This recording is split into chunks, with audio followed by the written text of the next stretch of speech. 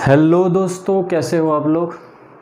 Okay, सो जैसा कि हमने लास्ट लेक्चर में डिस्कस किया था कि हम अब नया चैप्टर यहाँ पे स्टार्ट करने जा रहे हैं। हम नया चैप्टर यहाँ पे नेक्स्ट लेक्चर से स्टार्ट कर देंगे। So that chapter is inverse trigonometric function which is known as ITF।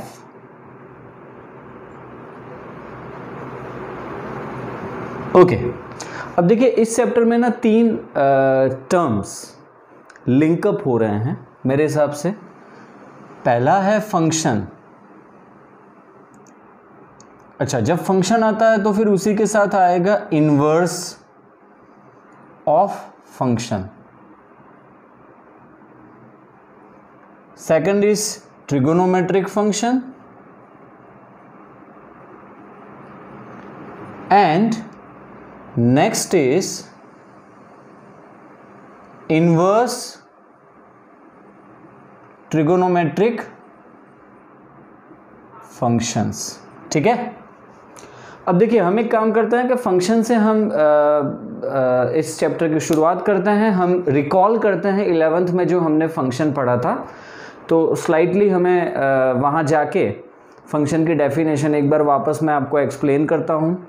तो हम स्टेप बाय स्टेप आगे बढ़ेंगे, जिससे आप जब इन्वर्स ट्रिगोनोमेट्रिक फंक्शन पे पहुँचो तो आपको पर्पस समझ में आना चाहिए, और पर्पस की वजह या आपको आउटकम समझ में आना चाहिए कि हम ये स्टेप कर रहे हैं तो क्यों कर रहे हैं। ठीक है, डायरेक्ट इन्वर्स ट्रिगोनोमेट्रिक फंक्शंस पे ले जाऊंगा तो आपको पॉसिबिलिटी है कि फंक्शन अगर जो थोड़ा सा भूले हुए हो तो समझने में कहीं कहीं मुश्किल होगी। ओके, तो function f(a to b) where fx is equals to y is a function from a to b, जो मैंने यहाँ पे लिखा हुआ है।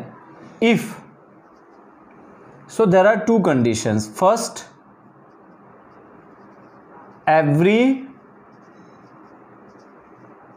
element of a is associated, and second, that association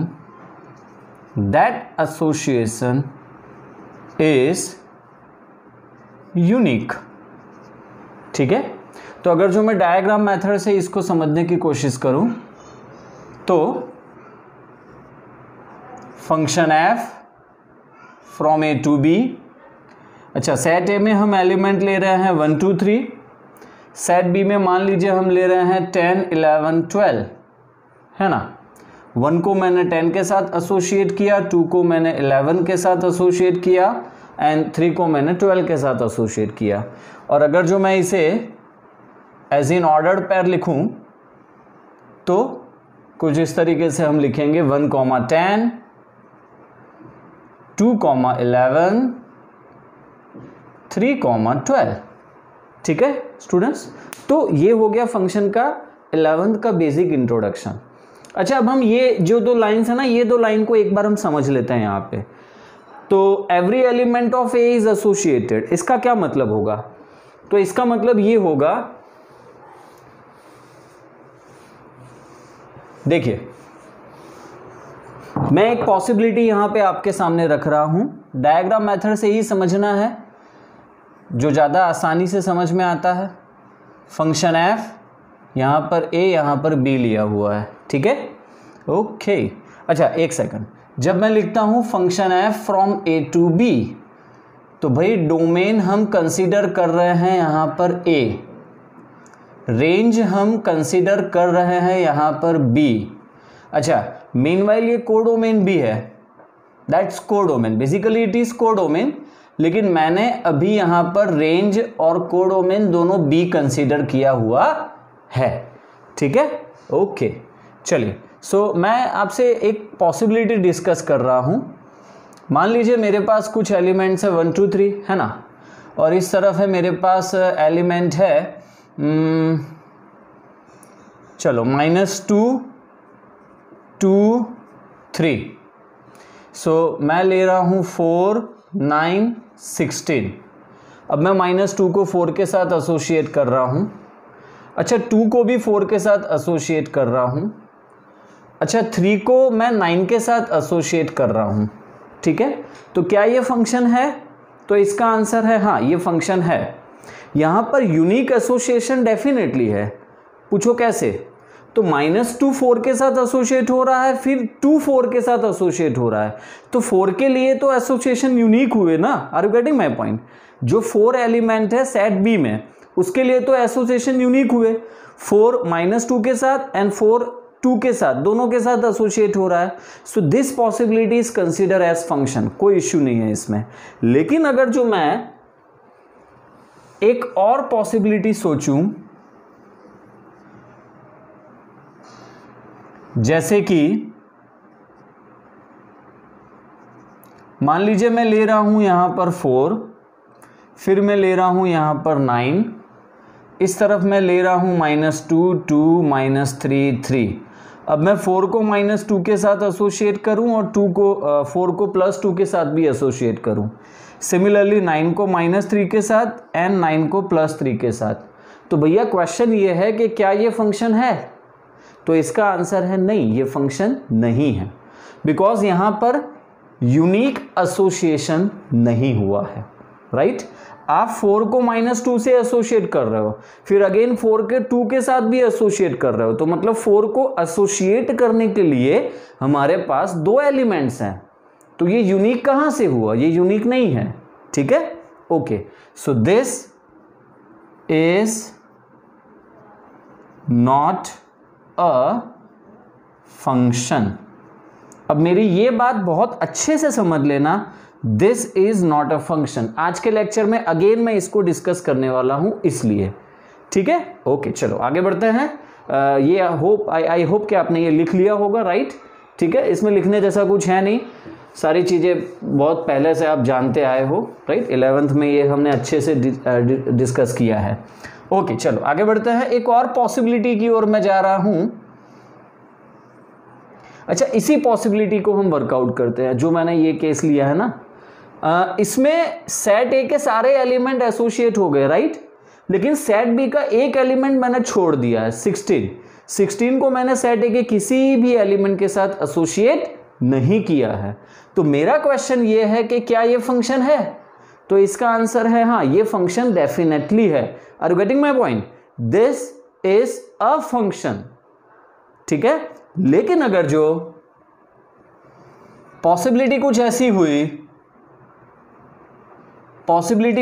हुई 1 2 3 4 10 11 12, 1 को 10 के साथ, 2 को 11 के साथ, 3 को 12 के साथ, और 4 को एसोसिएट करने के लिए सेट बी में हमारे पास कोई एलिमेंट ही नहीं है। तो क्या ये फंक्शन है? तो इसका आंसर है नहीं, ये function, it is not a function. क्यों भाई?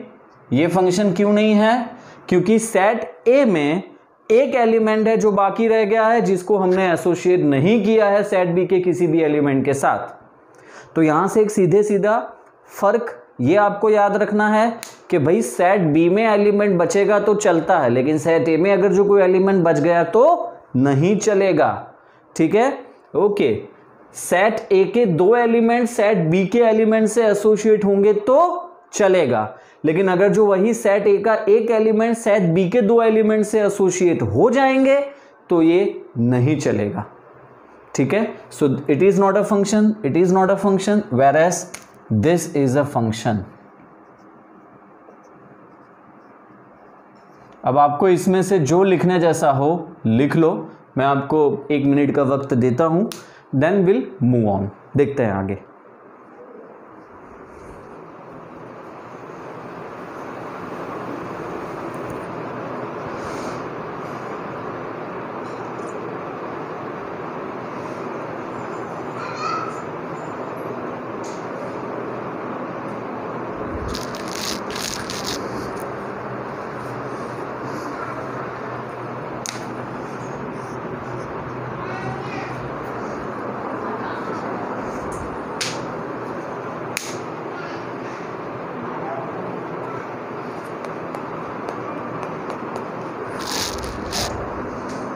ओके चलिए, अब यहां से मैं 12th स्टार्ट कर रहा हूं, मतलब 12th ही चल रहा है, वेरी बट ऑब्वियस, लेकिन मैं यहां पे अब फंक्शन का 12th का कॉन्सेप्ट आपको बताने जा रहा हूं। तो आप पूछोगे, आपको डाउट होगा कि सर ये चैप्टर तो भी हुआ नहीं है। कोई बात नहीं, सी जो एनसीईआरटी में फर्स्ट चैप्टर है, chapter number 1, relation and function, तो हम अभी इसका एक रेफरेंस यहां पे लेंगे, इसमें से एक टॉपिक यहां पे समझेंगे एंड देन हम इन्वर्स पे जाएंगे। देखो, और बहुत इजी टॉपिक है, ओके, डोंट वरी। सी, दो बातें हैं, एक many one function, sorry one function. तो यस, अगर जो वन फंक्शन आप समझ रहे हो तो मैनी वन भी साथ में समझ ही जाओगे, no issue. So many one function, ठीक है। Then onto function, and यहां आएगा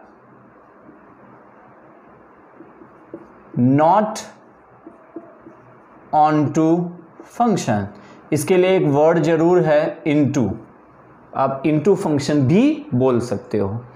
ओके चलो, सो वन फंक्शन किसे कहते हैं?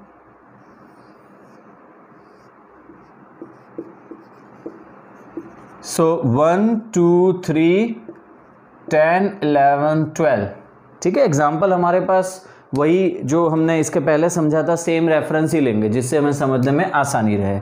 सो 1 को 10 के साथ एसोसिएट करो, 2 को 11 के साथ, 3 को 12 के साथ। तो भाई सिंगल एलिमेंट सिंगल एलिमेंट से एसोसिएट हो रहा है। सेट ए का एक एलिमेंट सेट बी के एक ही एलिमेंट से एसोसिएट हो रहा है, तो इसको हम कहेंगे यहाँ पे वन फंक्शन, ठीक है। Okay, this is one function, ठीक है। ओके, अब अगर जो मैं कुछ ऐसा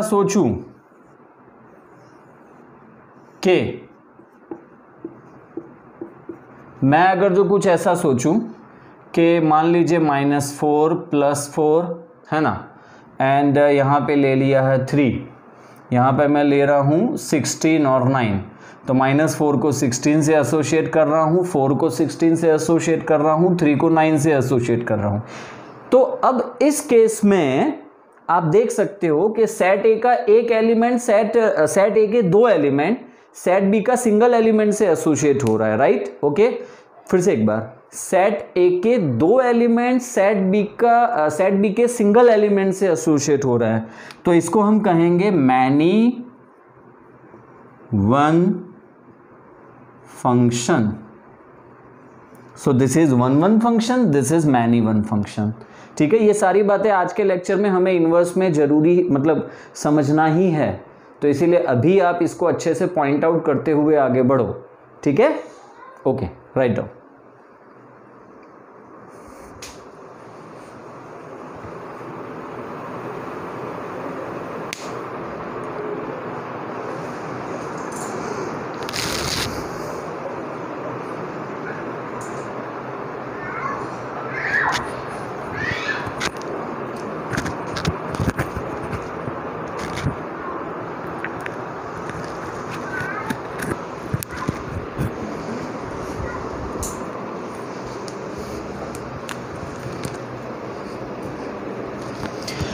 ओके, अब अगर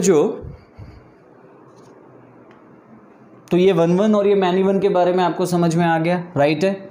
चलो आगे बढ़ते हैं।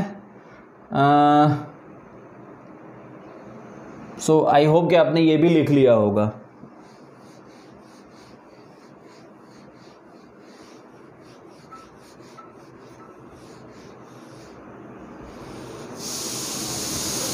चलिए, अब एक और पॉसिबिलिटी यहां पे सोचिए आप।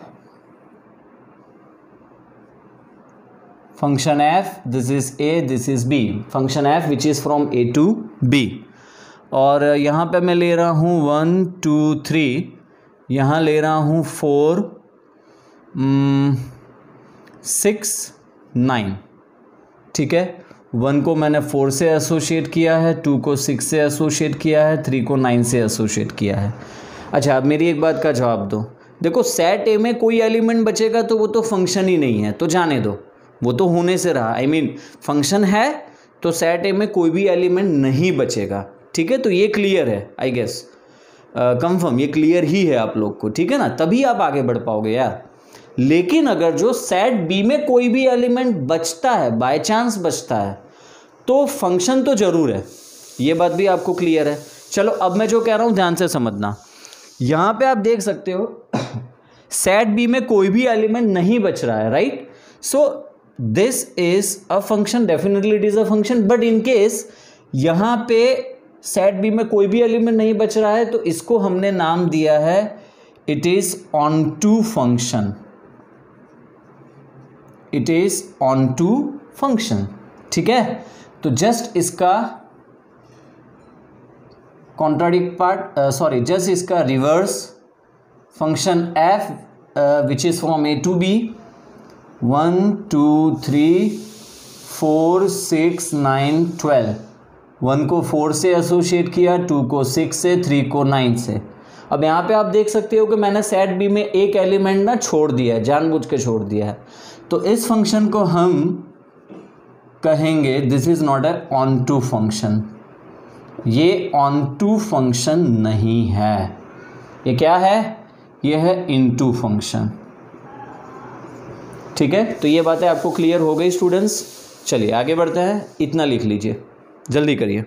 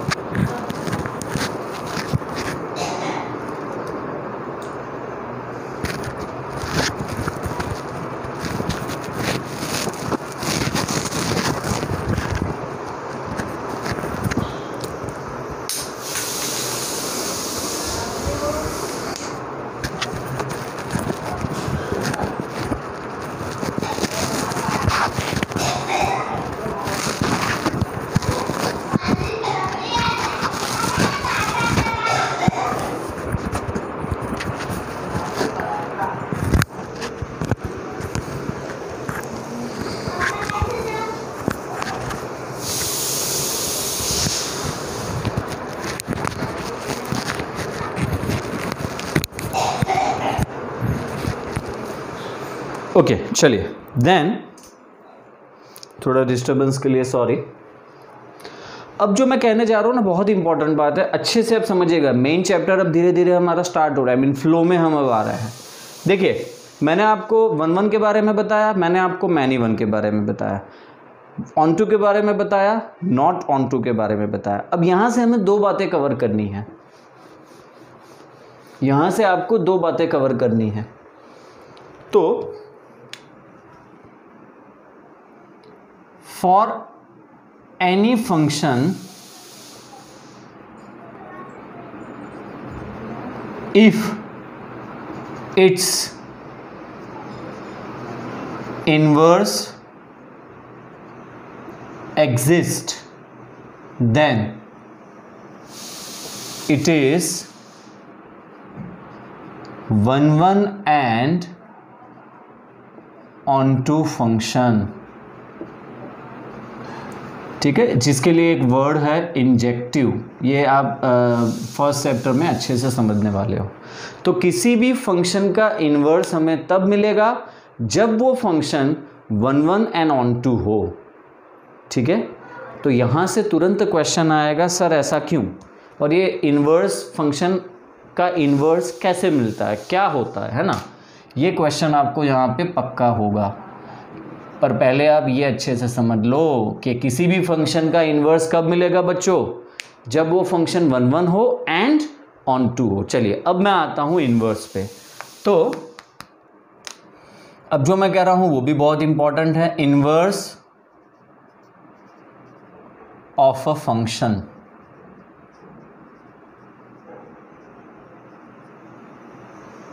So for any function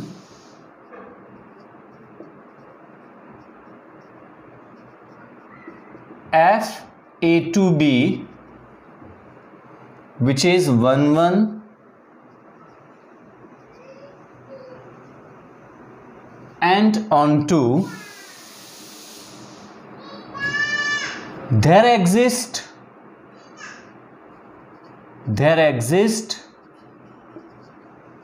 a unique function g,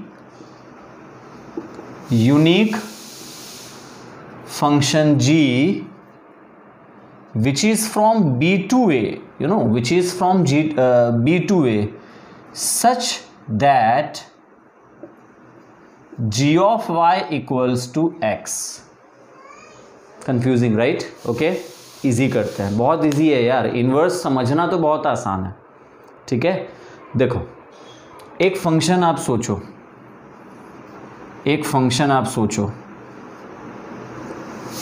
function f a to b, वही अपना स्टैंडर्ड एग्जाम्पल 1 2 3 10 11 12, 1 को 10 से एसोशिएट करो, 2 को 11 से एसोशिएट करो, 3 को 12 से एसोशिएट करो। अब आप मुझे बताओ कि यार ये फंक्शन 1 1 है, हाँ है, ऑन 2 है, वो भी है, ठीक है, 1 1 एंड ऑन 2 का एग्जाम्पल है। तो एक फंक्शन मुझे यहाँ पर g ऐसा मिलेगा जो होगा इस फंक्शन का बिल्कुल इन्वर्स। कैसे? तो आपको इन्वर्स में क्या करना है, आपको जो सेट है ना, सेट, ये डोमेन और ये कोडोमेन या रेंज जो भी बोलो, तो डोमेन और कोडोमेन की अदला बदली करनी है। तो फंक्शन g में b डोमेन बन जाएगा, a कोडोमेन बन जाएगा, यहाँ 10, यहाँ 11, यहाँ 12, यहाँ 1, यहाँ 2, यहाँ 3। 10 को 1 से एसोशिएट करना है क्योंकि 1 10 से एसोशिएट हुआ था, इसलिए 10 1 से एसोशिएट होगा, उल्टा हो रहा है बस। 11 को 2 से एसोशिएट करो और 12 को 3 से एसोशिएट करो। तो भाई ये जो फंक्शन g है ना, ये क्या है दोस्तों? ये है फंक्शन f का inverse function. This is inverse of function f, ठीक है। मैं आपको इसमें और ज़्यादा कुछ डिटेलिंग समझाता हूं। g is equals to f inverse, ठीक है, function g is equals to f inverse, right है। चलो लिख लो, पहले इतना लिख लो, फिर आगे बढ़ते हैं।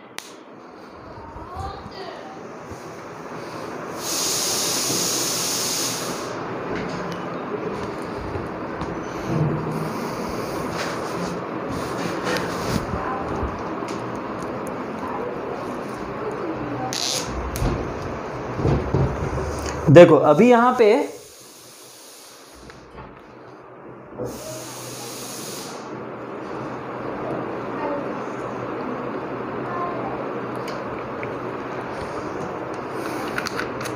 तो ये क्वेश्चन अब आपके दिमाग में आएगा कि यार ये जो फंक्शन g है सर, ये फंक्शन f का इन्वर्स है क्या? सच में ऐसा होता है? तो सुनो मेरी बात,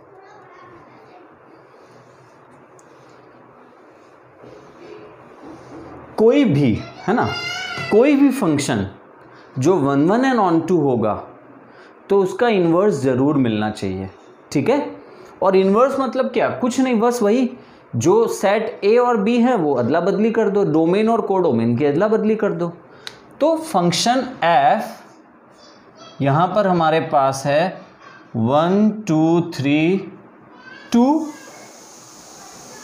10 11 12, whereas function f as in ordered pair 1 10 2 11 3 12। तो इसका इन्वर्स फंक्शन होगा f इन्वर्स, जिसको मैंने यहाँ पे नया नाम दिया है function g।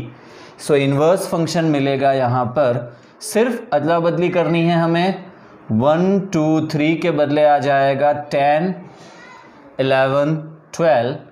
So 10 11 12 that is now domain, and 1 2 3 that's now codomain. So f inverse is equals to 10 is associated with 1, 11 is associated with 2, 12 is associated with 3, तो ये मिल गया इसका इन्वर्स फंक्शन। लेकिन दोस्तों एक बात आप यहाँ पे ऑब्जर्व करो, ये कब पॉसिबल हुआ, इन्वर्स हमें कब मिला, जब ये फंक्शन 1 1 एंड ऑन टू हो। अगर जो ये 1 1 एंड ऑन टू नहीं है तो इसका इन्वर्स हमें नहीं मिलने वाला है। अब ये हम समझते हैं कि ऐसा क्यों होगा। अगर जो ये फंक्शन 1 1 एंड ऑन टू नहीं है, राइट, तो इसका इन्वर्स क्यों नहीं मिलेगा, अब हम वो समझते हैं। तो इसके लिए जो मैंने फंक्शन की डेफिनेशन आपको फर्स्ट पेज में फर्स्ट जो मैंने आपको बताया, सबसे फर्स्ट जो हमारा लेक्चर जो स्टार्ट हुआ, फंक्शन की 2 कंडीशंस, राइट, एसोसिएशन यूनिक होना चाहिए और सारे सेट ए के सारे एलिमेंट एसोसिएट होने चाहिए। तो बॉस दोनों ही बातें अब यहाँ पे वापस आपको देखने को मिलेगी। तो हम क्या करने जा रहे हैं, हम ये समझने जा रहे हैं कि अगर जो मान लो फंक्शन एफ हमारा 1 1 एंड ऑन टू नहीं है तो क्या होगा, है ना, तो इन्वर्स क्यों नहीं मिलेगा। तो अब उसके लिए मैं एक एग्जाम्पल से ही समझ में आएगा ये सारी बातें, है ना। तो हम अगेन डायग्राम मेथड से ही जाएंगे, इजी वही रहता है। सो डायग्राम मेथड में हम यहाँ पे ले रहे हैं, मान लीजिए एक फंक्शन एफ हम यहाँ पे ले रहे हैं, सेट ए सेट बी, इस तरफ हम ले रहे हैं 1 2 3, यहाँ हम ले रहे हैं 10 11 12 13, ठीक है। 1 को 10 से एसोशिएट किया, 2 को 11 से एसोशिएट किया, 3 को 12 से एसोशिएट किया। अब चलिए कंसीडर करिए कि हमने इसका इन्वर्स ले लिया है, राइट। मान लीजिए हम इसका इन्वर्स ले रहे हैं, हमने डायग्राम मेथड से इसका इन्वर्स बनाया। सो इसका इन्वर्स हम, और उसके इन्वर्स को हम एफ इन्वर्स कहेंगे, ठीक है ना, मतलब बात हो चुकी है अभी इसके पहले। तो अगर जो मैं इसका इन्वर्स बना रहा हूँ, इसका इन्वर्स मैं कंसीडर कर रहा हूँ, तो भाई करना क्या है, खाली अदला बदली करनी है सेट्स की, डोमेन और कोडोमेन की। सो 10 11 12 13 यहाँ आ जाएगा, 1 2 3 यहाँ आ जाएगा, 10 को 1 से एसोशिएट करो, 11 को 2 से एसोशिएट करो, 12 को 3 से एसोशिएट करो, तो देखो क्या हो रहा है। तो भाई ये हो रहा है कि अगर जो आप इन्वर्स लोगे, अगर जो आप इस फंक्शन का इन्वर्स निकाल रहे हो, अच्छा एक सेकंड, ये कौन सा फंक्शन है दोस्तों, ये है नॉट ऑन टू, माने into, it is not onto function. तो अगर जो ऑन टू फंक्शन ना हो और फिर भी आप इन्वर्स ले रहे हो तो क्या हो रहा है, तो हो ये रहा है कि अब यहाँ पे डोमेन में, भाई जो लेफ्ट साइड है वो डोमेन है ना, सिंपल सी हमारी समझ है। तो इस तरफ हमारे डोमेन में एक एलिमेंट बाकी रह गया 13, जो इस तरफ किसी के भी साथ एसोसिएट नहीं हो रहा है दोस्तों, ठीक है। Are you getting my point? In that case this is not a function. अब आप बोलोगे सर ये एफ इनवर्स है, भाई तो एफ इनवर्स भी एक फंक्शन है, समझ में आ रही मेरी बात। फंक्शन एफ और उसका इनवर्स दोनों है तो एक ही प्रजाति के, they belongs to same category function. Are you getting my point? Again function f और उसका इनवर्स एफ इनवर्स दोनों फंक्शन है, तो ये इनवर्स जो है वो फंक्शन की बेसिक डेफिनेशन को फुलफिल करना चाहिए। तो यहाँ पे ये फंक्शन नहीं है। तो ये फंक्शन क्यों नहीं है, फिर से वापस आ जाओ, ये फंक्शन क्यों नहीं है, क्योंकि आपने यहाँ पे ये ऑन टू फंक्शन कंसीडर नहीं किया था, आपने नॉट ऑन टू फंक्शन लिया था, इसलिए ये इनवर्स नहीं हुआ, ठीक है। तो अगर जो नॉट ऑन टू होगा तो इनवर्स नहीं मिलेगा। तो ये बात आपको समझ में आ गई, ठीक है। अब चलो हम एक और पॉसिबिलिटी लेते हैं, फंक्शन को मैनी वन कंसीडर करते हैं, तो क्या होगा, है ना। तो अगर जो आप फंक्शन को मैनी वन कंसीडर कर रहे हो, यहां तक लिख लो, पहले जल्दी करो।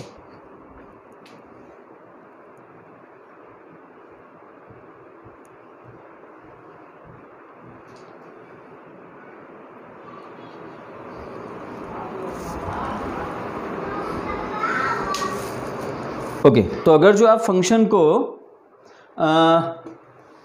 मैनी वन कंसीडर करते हो, है ना, तो क्या प्रॉब्लम होने वाली है वो देखो आप।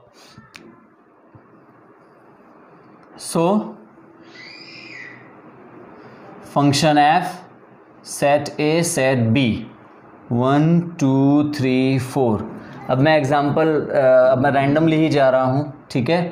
तो 1 को x के साथ, चलिए हम स्टैंडर्ड में ही जाते हैं तो ज़्यादा अच्छे से समझ में आएगा, -2 2 -3 3 इस तरफ 4, इस तरफ 9, माइनस 2 का स्क्वायर 4 प्लस 2 का स्क्वायर 4 माइनस 3 का स्क्वायर 9 प्लस 3 का स्क्वायर 9, है ना।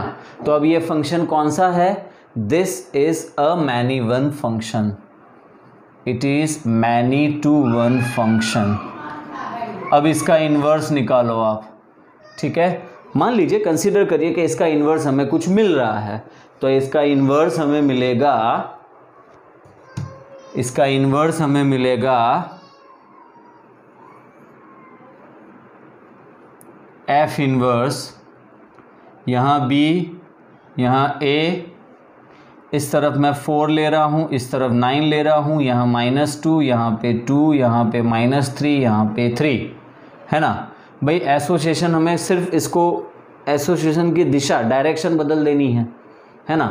तो 4 अब -2 के साथ भी एसोसिएट हो रहा है, 4 + 2 के साथ भी एसोसिएट हो रहा है, 9 -3 के साथ एसोसिएट हो रहा है और 9 3 के साथ भी एसोसिएट हो रहा है। तो जैसा कि मैंने अभी बताया कि भाई एफ इन्वर्स भी एक फंक्शन है, तो तुरंत क्वेश्चन ये आता है कि भाई अगर जो ये फंक्शन है तो क्या सच में ये फंक्शन बनेगा? Is it a function? तो इसका आंसर है नहीं, क्योंकि ये फंक्शन की जो बेसिक कंडीशन है उसको फुलफिल नहीं करता है। और बेसिक कंडीशन कौन सी है? कि यूनिक एसोसिएशन होना चाहिए दोस्तों। यहाँ पे ये यूनिक एसोसिएशन नहीं है, it is one to many. Reverting my point, one to many. See 1 1 चलेगा, मैनी टू 1 चलेगा, लेकिन 1 टू मैनी नहीं चलेगा। दिस इज 1 टू मैनी, ठीक है। So therefore this is not a function, मतलब इसका इनवर्स एग्जिस्ट नहीं करता है। तो डियर स्टूडेंट्स, आपको समझ में आ गया। पहली बात, फंक्शन एफ का इनवर्स कब मिलेगा? जब ये फंक्शन 1 1 एंड ऑन टू हो। अब ये बात ट्रिगोनोमेट्री में भी अप्लाई होती है। तो अब पूरा फोकस ऐसे 180 डिग्री में आप घूम जाओ और पूरा फोकस आप इस तरफ एल्जिब्रा में थे, इस तरफ आप फंक्शन में थे, फंक्शन से घूम के अब आप ट्रिगो में आ जाओ, ठीक है। अब आपको यहाँ पे ट्रिगो की बात करनी है, अब हम ट्रिगो में चले जाएंगे। लेकिन कंडीशन हमारी वही रहेगी, कौन सी? कि इन्वर्स तब मिलेगा जब वो फंक्शन 1 1 एंड ऑन टू हो। तो सेम ट्रिगो में भी अप्लाई होने वाला है, ठीक है डियर स्टूडेंट्स। मेरी बात आपको समझ में आ गई होगी, आई होप, ठीक है। लिख लो यहाँ तक, आगे बढ़ते हैं।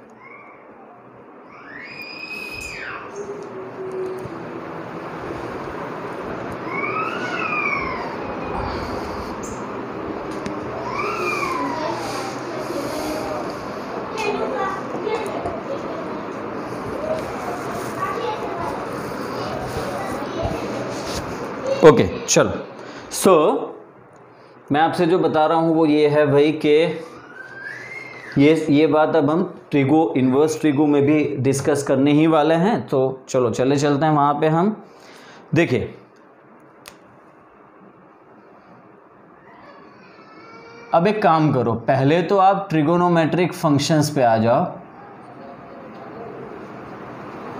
और ट्रिगोनोमेट्रिक फंक्शंस के, ट्रिगो फंक्शंस के डोमेन और रेंज लिखो, वो इम्पॉर्टेंट है, ठीक है। सो इस तरफ हम सारे फंक्शंस ले रहे हैं, ठीक है। यहाँ पे उसके डोमेन लेंगे और यहाँ पर उसकी रेंज लेंगे, ओके। चलो, तो सबसे पहला हमारा फंक्शन है, 6 फंक्शन लिख देते हैं, right. Sine x, cos x, tan x, cot x, cosec x and sec x, okay. Sine x, तो साइन एक्स का डोमेन क्या होगा? साइन एक्स का डोमेन होगा R, कॉस एक्स का डोमेन होगा R, टेन एक्स का डोमेन होगा R minus 2n, R minus क्या होगा भाई? R minus 2n plus 1 π/2 whereas n belongs to Z, ठीक है। कॉट एक्स का डोमेन होगा R minus n π whereas n belongs to Z। Cosec x, तो जो कॉट एक्स का डोमेन होगा, because cot x is cos x upon sine x and cosec is 1 upon sine x, तो जो cos x का domain होगा वही cot x का भी होगा।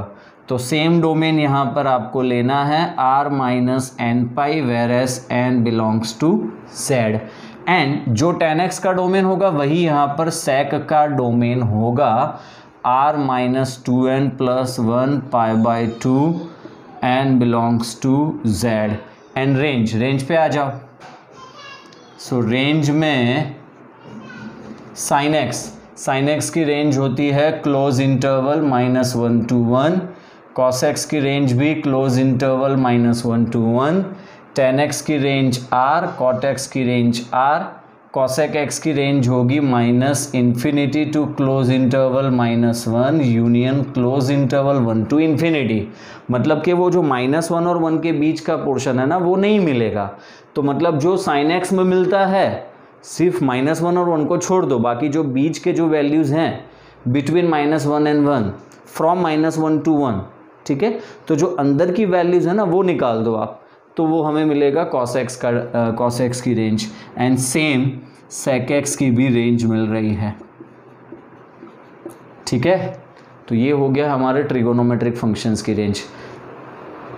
ट्रिगो में चले गए हो तो पहले से ही आप डोंट वरी, घबराओ नहीं, है ना। ये वो ट्रिगो जो हमने 11th में ट्रिगो पढ़ा उस लेवल से काफ़ी इजी है। और इन्वर्स पे जब हम धीरे धीरे पटरी पे आ रहे हैं, सी अभी हम मेन रोड पे नहीं है, इन्वर्स का जो मेन रोड है उस पर हम अभी नहीं गए हैं, अभी हम वहाँ से थोड़े दूर हैं, ठीक है। तो जैसे ही आप इन्वर्स पे चले जाओगे आपको सारी चीज़ें ऑटोमेटिकली स्मूथ लगेगी।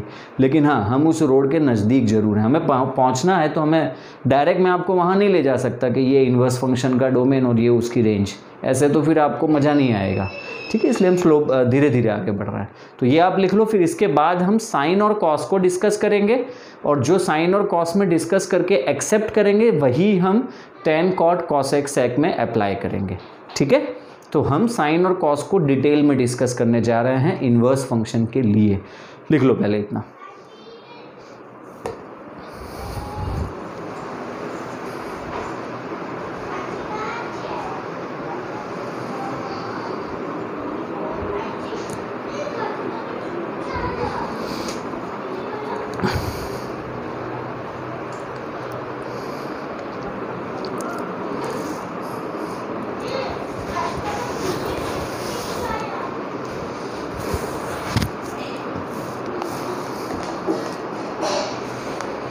चलिए अब हम आगे बढ़ते हैं, साइन के ऊपर चले जाते हैं भाई, स्टार्टिंग विथ साइन फंक्शन।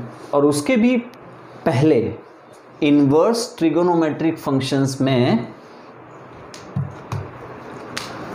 देखो, इन्वर्स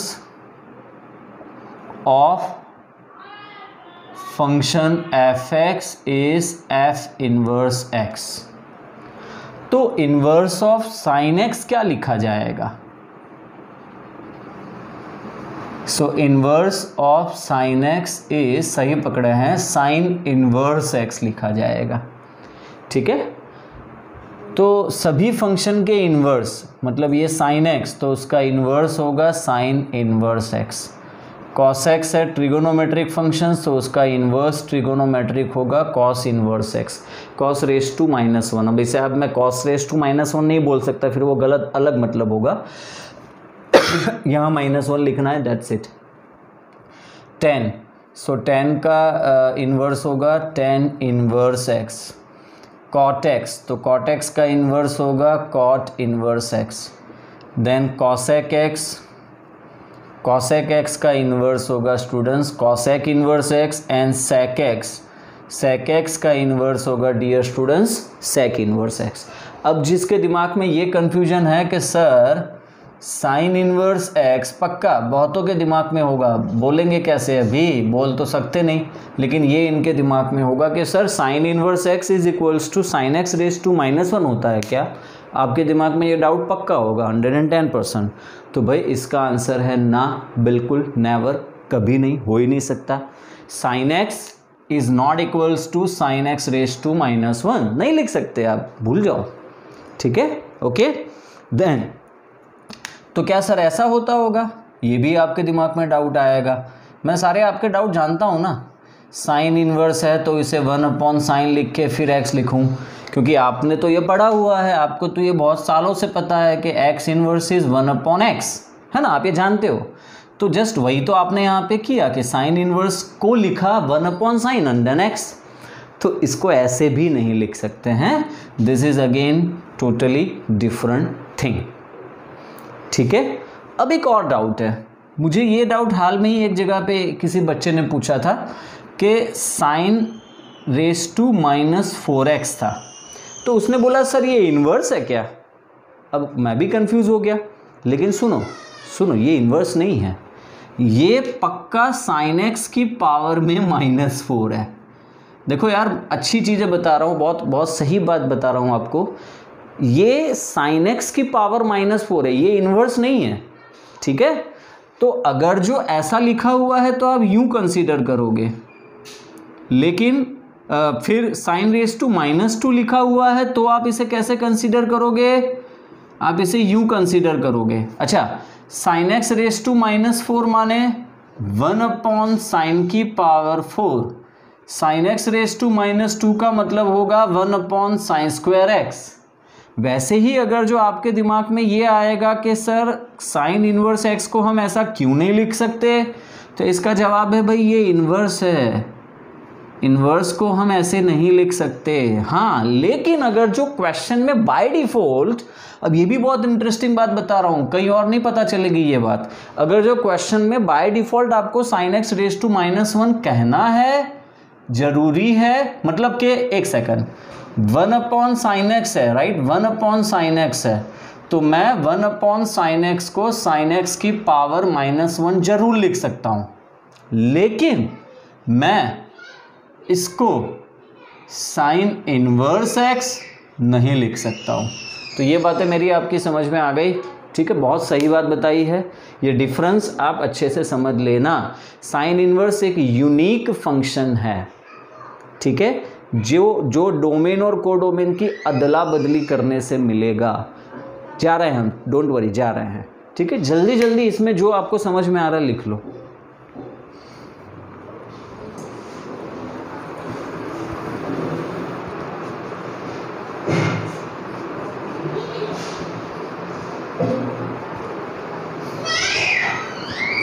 ओके, चलो, सो अब हम आ जाते हैं साइन इनवर्स फंक्शन पे। तो उसकी भी शुरुआत साइन एक्स फंक्शन से ही होगी हमारे। देखो समझो आप, फंक्शन साइन एक्स का डोमेन है R और इसकी रेंज है क्लोज इंटरवल -1 to 1। समझ में आ रहा है? साइन एक्स फंक्शन का डोमेन है R और साइन एक्स फंक्शन की रेंज है क्लोज इंटरवल -1 to 1। अब एक काम करो, आप जरा इसे यूनिट सर्कल पे ले जाओ, या फिर यूनिट सर्कल पे रहने तो इसका ग्राफ ड्रॉ करो। तो इसका ग्राफ क्या बनेगा? इसका ग्राफ ऐसे बनेगा, देखो ये होगा इसका ग्राफ, ये हो गया इसका ग्राफ 1 -1, ठीक है, and it looks like this.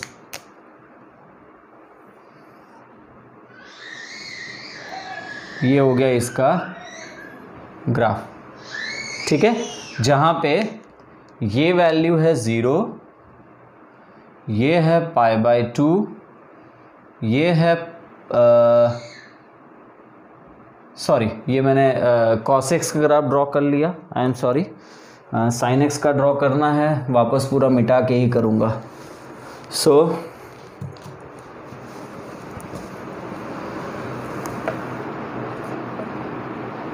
देखिए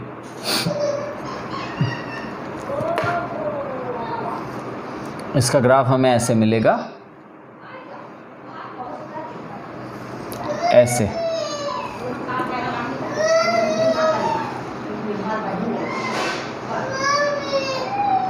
ये इसका ग्राफ होगा,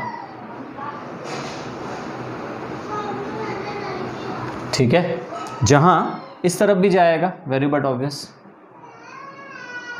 ये इसका ग्राफ होगा, ठीक है, जहां पे ये 0 है, ये π/2 है, ये पाई है, ये 3π/2 है, ये 2π है, इस तरफ ये -π/2 है। अब अगर जो मैं डोमेन समझना, हाँ, अब अगर जो मैं डोमेन इसका क्लोज इंटरवल -π/2 टू +π/2 लूँ तो इसकी रेंज क्लोज इंटरवल -1 to 1 के बीच में मिलेगी। ये बात आपको समझ में आ रही है? यूनिट सर्कल पे चले जाओ आप, यूनिट सर्कल पे चले जाओ, यूनिट सर्कल पे चले जाओ, आपको ये बातें बहुत अच्छे से समझ में आ जाएगी। सी यूनिट सर्कल से ये बात आपको अच्छे से समझ में आ जाने वाली है, कोई इश्यू नहीं है। ये -π/2 है, ये +π/2 है। अच्छा, -π/2 पे -1, साइन की वैल्यू -1, +π/2 पे +1, यहाँ पे 0। तो इस तरफ इसकी सारी वैल्यूज़ -1 से 0 के बीच में मिल जाएगी। मैं ऊपर वापस सेम चीज़ को आपको यूँ बता रहा हूँ जिससे आप कोरिलेट कर पाओ। प्लीज़ अच्छे से समझना। मुझे लग रहा है वहाँ तक ये लेक्चर मेरा अधूरा रहेगा, लेकिन कोई इश्यू नहीं है, हम नेक्स्ट लेक्चर में वापस आगे बढ़ेंगे। मैं क्या कह रहा था आपसे? हाँ, यहाँ पे साइन की वैल्यू मिल जाती है -1, फिर यहाँ उसकी वैल्यू मिल जाती है 0, और यहाँ पे साइन की वैल्यू मिल जाती है +1। ठीक है, तो साइन एक्स की जो रेंज है ना -1 to 1, वो -π/2 और +π/2 के बीच में तो मिल जा रही है। अच्छा, लेकिन आप ये भी तो सोच सकते हो कि सर अगर जो मैं π/2 से 3π/2 जाऊँ, मतलब -π/2 टू +π/2 है, फिर उसके बाद फिर से आप प्लस में जा रहे हो, मान लो π/2 से 3π/2, भाई जाना ही है, क्या क्या प्रॉब्लम है? π/2 टू 3π/2 मतलब ये ऐसे गया।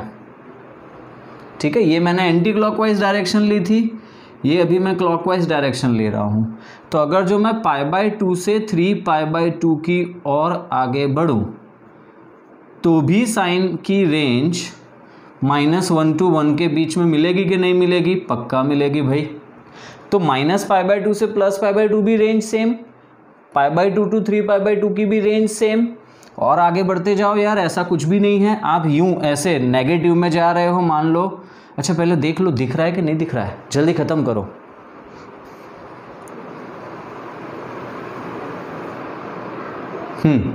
चलिए, मैं आपसे जो कह रहा था वो ये है कि यहाँ लिख रहा हूँ मैं कि अगर जो आप -3π/2 टू -π/2 भी जाओगे ना, मतलब एक इंटरवल, एक ऐसे डीप यहाँ से जाके फिर से एक ऐसे, तो वो -3π/2 टू -π/2 सोचो, तो भी रेंज आपको -1 to 1 मिल जानी है। तो अब मेरा सवाल आप अच्छे से समझना, तो साइन फंक्शन यहाँ पे क्या है? 1 है या मैनी 1 है? साइन फंक्शन 1 है या मैनी 1 है? ठीक है, देखो -π/2 से +π/2 के डोमेन में भी -1 to 1 वैल्यू मिल रही है, π/2 टू 3π/2 के डोमेन में भी सेम वैल्यू मिल जाएगी। ठीक है, -3π/2 टू -π/2 की वैल्यू की रेंज में भी -1 to 1 मिलेगा। तो मेरा क्वेश्चन ये है कि साइन 1 है या 1 है या मैनी 1 है? 1 या मैनी 1? 1 या मैनी 1? मैं 15 सेकंड दे रहा हूँ आपको। ठीक है, लाइव चैट बताओ, 1 या मैनी 1?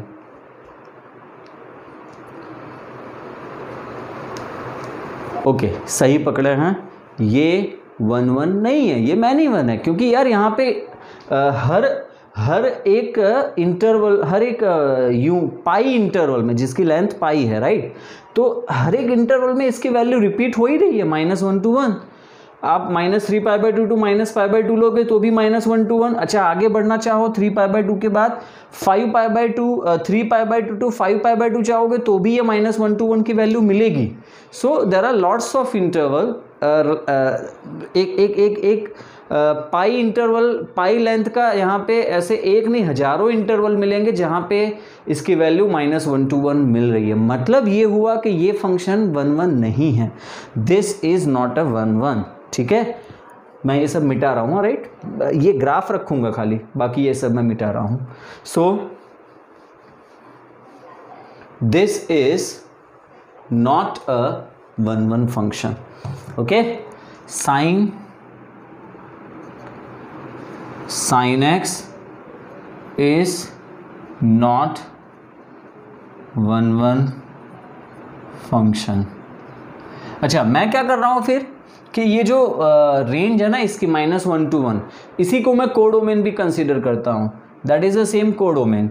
तो मैं ये एक्सेप्ट कर सकता हूँ कि भाई ये जो -1 to 1 है ये रेंज भी है, -1 to 1 कोडोमेन भी है, तो ये ऑन टू फंक्शन है। अच्छा, ऑन टू के लिए ये बात भी आप अच्छे से समझ लो, ये फंक्शन में ये मुझे बताना था, रह गया है। फंक्शन में जब मैंने आपको ऑन टू समझाया था, राइट है, ओके, कुछ भी ले लो यार, कुछ भी ले लो, 10, 11, 12, तो ये अब इसमें एक एलिमेंट बाकी रह गया ना 4, ठीक है, तो ये ऑन टू नहीं है। अच्छा, इस केस में रेंज क्या मिलेगी? रेंज मिलेगी 1 2 3, और कोडोमेन क्या मिलेगा? कोडोमेन में तो पूरा सेट बी कंसीडर करते हो, तो अगर जो ये ऑन टू नहीं है तो रेंज एंड कोडोमेन भी सेम नहीं मिलेंगे, लेकिन अगर जो ये ऑन टू है, राइट, तो इसमें रेंज एंड कोडोमेन सेम मिलेगा। तो मैं ये कंसीडर कर रहा हूँ साइन में 6 के 6 फंक्शन में कि ये इसकी रेंज है एंड एज वेल ये इसका कोडोमेन है, ठीक है। चलिए, तो sine x is not 1 function but onto function, but it is onto function. तो क्वेश्चन ये है कि अगर जो ये 1 1 नहीं है तो इसका इन्वर्स आपको कैसे मिलेगा? तो इसका जवाब ये है कि इन्वर्स आपको पक्का मिलेगा, लेकिन उसके लिए क्या करना पड़ेगा? साइन एक्स का डोमेन हमें श्रिंक करना पड़ेगा, मतलब कि रेस्ट्रिक्ट करना पड़ेगा। जो साइन एक्स का डोमेन है ना, आर, फैला हुआ मैदान, लाइक यहाँ से जो लेना है ले लो, यहाँ से जो लेना है ले लो, नंबर लाइन में पूरे का पूरा आर, तो उस आर को अब हम यहाँ पे रेस्ट्रिक्ट कर देंगे, ठीक है। हम क्या करेंगे? हम रेस्ट्रिक्शन ले रहे हैं -π/2 से +π/2। सो टेक अ सीजर, कैंची लो, कातर गुजराती में कातर, right. Take a scissor and उस सीजर को यहाँ से कट करो, कट, यहाँ से कट करो, यहाँ से भी कट करो, कट किया आपने, ठीक है। तो अब ये कुछ ऐसा दिखेगा, कैसा दिखेगा? ऐसा दिखेगा, ठीक है भाई लोग। तो ये हो गया इसका restricted domain, restricted sine x आप बोल सकते हो, रेस्ट्रिक्टेड, जहाँ पे आपने इसके डोमेन को रेस्ट्रिक्ट किया है। This is π/2, this is -π/2, this is 1, this is -1। I hope कि आपको दिख रहा है। मैं एक बार ज़रा कंफर्म कर लेता हूँ यहाँ पे। यस, दिख रहा है, नीचे का कुछ भी कट नहीं रहा है यहाँ पे, ठीक है।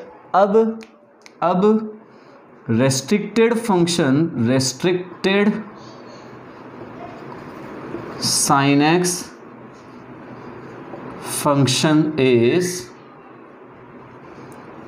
साइन एक्स फ्रॉम, आपने रेस्ट्रिक्ट कर दिया इसका डोमेन, क्लोज इंटरवल -π/2 to π/2 ले लिया, और इस तरफ इसकी रेंज वही है -1 to 1। तो पता है स्टूडेंट्स, खास बात क्या है? जब आप इसका डोमेन रेस्ट्रिक्ट करते हो तो अब ये फंक्शन, ठीक है, अब ये फंक्शन, इस फंक्शन का इन्वर्स अब हमें मिल सकता है, ठीक है। So now sine x is 1 1 and onto function, ठीक है। और इसका इन्वर्स मुझे मिलेगा साइन इन्वर्स एक्स फंक्शन मुझे मिलेगा। ये इसकी रेंज है, वो यहाँ पे डोमेन हो गया -1 to 1, और ये जो इसका डोमेन है वो रेंज हो जाएगी -π/2 to π/2, ठीक है। तो खास बात ये है कि जैसे मैंने यहाँ पे sin x को रिस्ट्रिक्ट किया है वैसे ही बाकी के पांचों फंक्शन को आपको रिस्ट्रिक्ट करना पड़ेगा, उसके डोमेन को आपको श्रिंक करना पड़ेगा। जो खुला मैदान है मतलब जो नंबर लाइन है वो पूरी नंबर लाइन नहीं चलेगी, सिर्फ प्रिंसिपल डोमेन लेना पड़ेगा। यस, इस डोमेन को हम कहेंगे प्रिंसिपल डोमेन। ठीक है, वैसे तो आप बोलोगे सर कि वो π/2 to 3π/2 भी ले सकते थे, 3π/2 to 5π/2 भी ले सकते थे, क्यों नहीं लिया? तो इसका आंसर है कि नहीं, कोई एक हमें डोमेन लेना है जो यूनिवर्सल हो। ठीक है, तो हमने इसको प्रिंसिपल डोमेन नाम दिया है। ठीक है, this is principal domain. Are you getting my point? Okay dear students, तो आज के सेशन में मैं सिर्फ इतना रख रहा हूँ। वैसे कहना चाहो तो मैंने ये सेशन अधूरा छोड़ा है क्योंकि मुझे बाकी के पांचों फंक्शंस के बारे में भी आपको इसी के साथ बताना चाहिए, लेकिन हमने आगे थोड़ा सा टाइम ज़्यादा ले लिया इंट्रोडक्शन में, इसलिए मैं नेक्स्ट सेशन में जो मैं जल्द ही लेने वाला हूँ, जल्दी शूट करने वाला हूँ, तो नेक्स्ट सेशन में, नेक्स्ट लेक्चर में हम बाकी के पांचों फंक्शंस के डोमेन, बाकी के पांचों इन्वर्स फंक्शन के domain and range and meanwhile उसके ग्राफ, बस उसके बाद हम तुरंत चैप्टर पे चले गए। ठीक है, तो फर्स्ट ऑफ ऑल आप ये समझ लो 6 ट्रिगोनोमेट्रिक फंक्शंस के इन्वर्स तब मिलेंगे जब आप उसका डोमेन रेस्ट्रिक्ट करो, श्रिंक। ठीक है, ये जो पूरा डोमेन था, नंबर लाइन जो R थी, ठीक है, आप इसे ऐसे समझो, ऐसे R। मैंने क्या किया, यहाँ से लेके ऐसे दबाते इसको श्रिंक करते श्रिंक करते सिर्फ -π/2 to π/2 के बीच का पोर्शन रखा है मैंने। सिर्फ इतना ही पोर्शन मुझे चाहिए, इतने पोर्शन में जो है वही हमारा साइन फंक्शन, दैट्स इट। कब? इन्वर्स के लिए। ठीक है, अब हम इसका इन्वर्स, इसका ग्राफ भी मैं बताऊंगा, वेरी बट ऑब्वियस। और मैंने यहाँ पे समझा दिया कि भाई ये -π/2 to π/2 डोमेन है, -1 to 1 रेंज है, लेकिन जब आप इसका भी इन्वर्स लोगे तो ये डोमेन बन जाएगा, ये रेंज बन जाएगी। This is your domain and this is your range.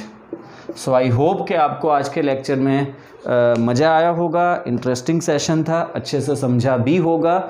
Next lecture इससे ज़्यादा रॉकिंग होने वाला है, तो पे अटेंशन, साथ में रहना, लाइव चैट में प्रीमियर लेक्चर ही अटेंड करना, इंटरेस्टिंग रहेगा, मज़ा आएगा। ठीक है, you will enjoy that lecture. Okay, so आज के लिए सिर्फ इतना, बाय।